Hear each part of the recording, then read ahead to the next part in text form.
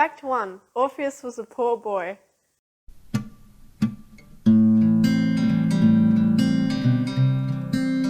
Hello there, I'm your friendly neighbourhood fangirl, and right now I'm going to be running you through my cosplay of Orpheus from the amazing musical Hadestown. With me, Hadestown is up there with the Phantom of the Opera and Les Mis. It's based on the Greek myth of Orpheus and Eurydice, and the music is so unique yet warmly familiar that it's hard not to fall in love with it after watching it. It took quite a long time to get to Broadway, so a lot of changes were made along the way, especially regarding the costumes. I'm doing this version of Orpheus from the 2019 original Broadway production. Like my last cosplay, which was the Mad Hatter, this is obviously gender bent. I'll go through each thing that Orpheus wears and then show some photos from how my outfit worked out. And those are the only images that I own in this video. All others are credited to their owners. First, we have a white shirt. Its sleeves are folded up to the elbow and it has buttons down the chest that are undone. I could only find a shirt with buttons down all the way, but it's pretty good since it was only $4. I haven't added any stains or anything like that to make it look worn out, but if you're doing this cosplay yourself, that would be a great idea. Orpheus' clothes definitely have a beat up look to them in Act 2 after all. I guess I'm doing his outfit in its state just before he goes to Hadestown. Next we have some grey pants. If you haven't caught on yet, I try to get the majority of my items from charity shops, if I'm not making them myself. These pants were $14, so definitely the most expensive thing I found myself buying so far. I didn't end up getting the apron. Orpheus only wears it for around a quarter of the musical, but if you want to, you can add it to your cosplay. Is this the right way you hold them?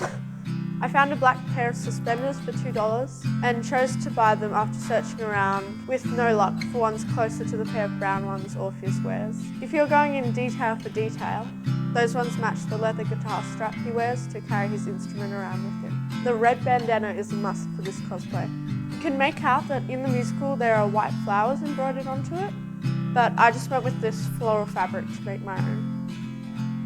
Sewing isn't required. I folded my square fabric over to make a triangular shape, and then repeated the action a second time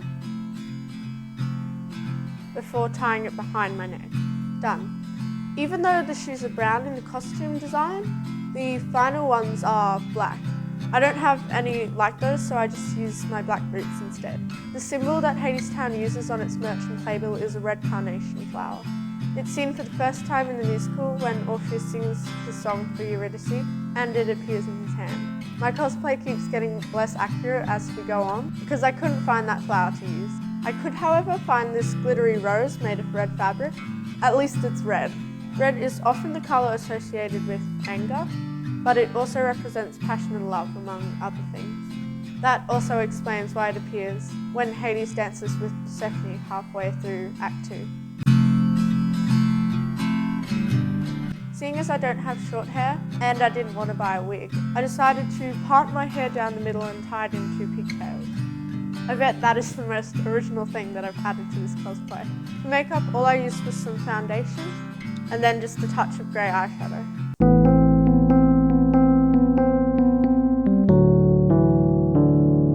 I still don't know if I'm doing it right, but hey, it worked out fine. Here are some pictures from my final outfit.